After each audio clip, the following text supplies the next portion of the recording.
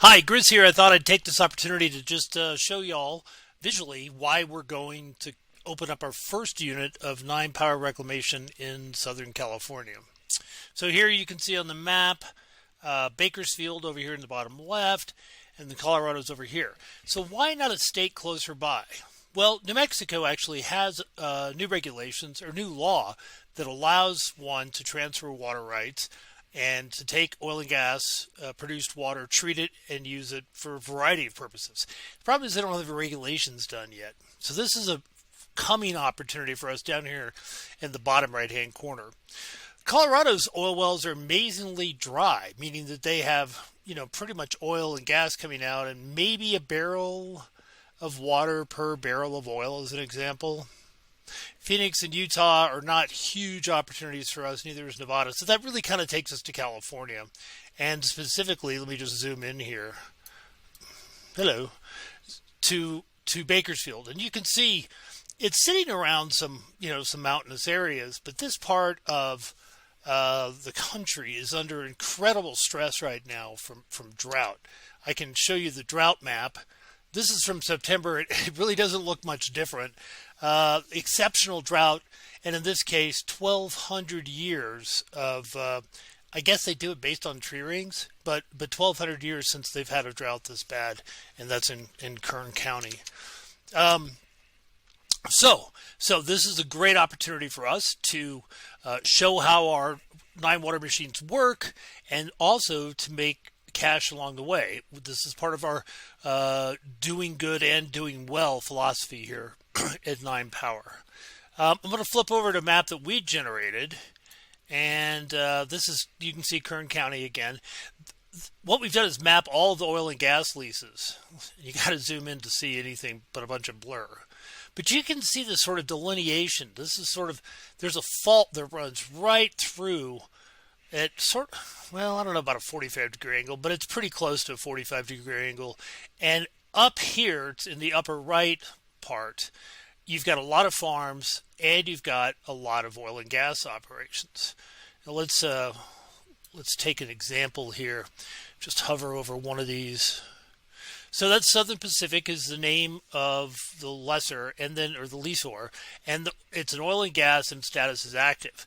But what we can do here is turn on land use. It says land type. It should be land use. And we can zoom in and see how close and sometimes how integral these oil and gas leases are. These are operating wells, right next to citrus and subtropical. The Andrews has an oil and gas well there, and all these oil and gas wells are older. They've been around since sort of the time of that movie, There Will Be Blood. So they're going to produce a ton more water, excuse me, than maybe something that's been fracked and done recently. As much as 90% water and only 10% oil and gas is coming up. That's only 9 out of 10. It's higher than that. So for every barrel, they will pull up about 90, every barrel of gas or oil, they'll pull up about 90 barrels of produced water. And again, that's water we can treat and turn right around. And for less than the cost of these guys hauling it away, we're now able to provide them maybe a way to subsidize the cost of treatment. They've got to treat it or they've got to haul it away very far away to a deep disposal well. So why not treat it and give it or sell it to local farmers? Traditionally this area, farmers buy water for $1,500 to $2,000 an acre foot if they're part of a co-op. We've seen water prices go up $5,000, $6,000 to $8,000 an acre foot.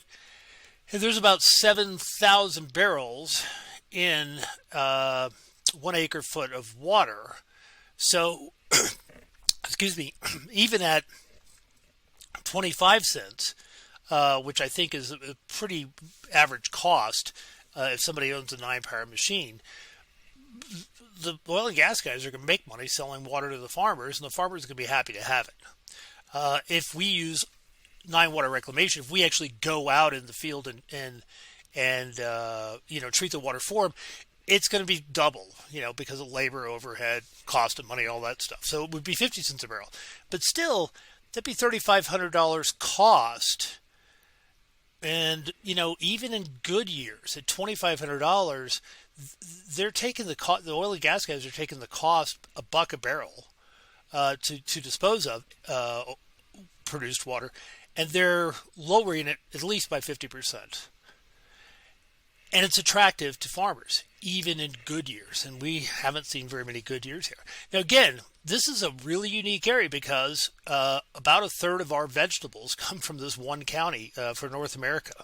It's just incredible, the amount of produce and the amount of oil and gas from Kern County is larger than all of the state of Oklahoma. So what you've got here is this big energy production area, both food and oil and gas. And as we get off oil and gas, these fields are going to become less and less important. But right now they need the water, and right now they've got all this contaminated produced water, and we've got the capability to solve that problem for them and save everybody money. So those three things together are pretty compelling. Let me just give you a couple shots here before we go. This is the Grizz Cam, and it's going through a tinted window, but driving down the highway in that sort of 45-degree angle area, and just look at all these oil and gas wells. Now, you would never see these. They'd be a pad, in modern oil and gas drilling. But these are individual pump jacks, and the wells go straight down. There's no horizontal drilling going on. There's none of that stuff. So this is just one little area. And you can see there are hundreds of oil wells stacked here together, and this is right north of town. Let me give you another example. This is kind of fun. Liam, our project manager, has a drone which he let me use. What you're seeing here is our first customer's oil well, and these guys had to basically shut it in because they had nowhere to put the water. So now what we're going to do is bring out our machine on a regular basis and take all these tanks, which each one holds, several hundred barrels of produced water, and then we're going to be able to treat it for them, and then he can sell it, give it, subsidize. There's a bunch of economic models for this guy over here who's growing pistachios. Let me see if I can give you, without boring you to death, another view of this field. It's pretty incredible. You can see, it's, pretty precision farming. Let me back up here, and you can actually see the trees, and they're the lines of the ground for the drip irrigation. So that's how they keep those guys alive. One last example, I'll let you go. Oh, that's a great shot of the road. You can tell I was driving the drone. Here, these are the drip trees in a grape orchard, and when you zoom back and up, you can see the extent of this orchard, and look at that. There's a water pond over there for the farmers, and there's an oil well sitting right in the middle of the orchard. But across the road, look at the number of oil pumps.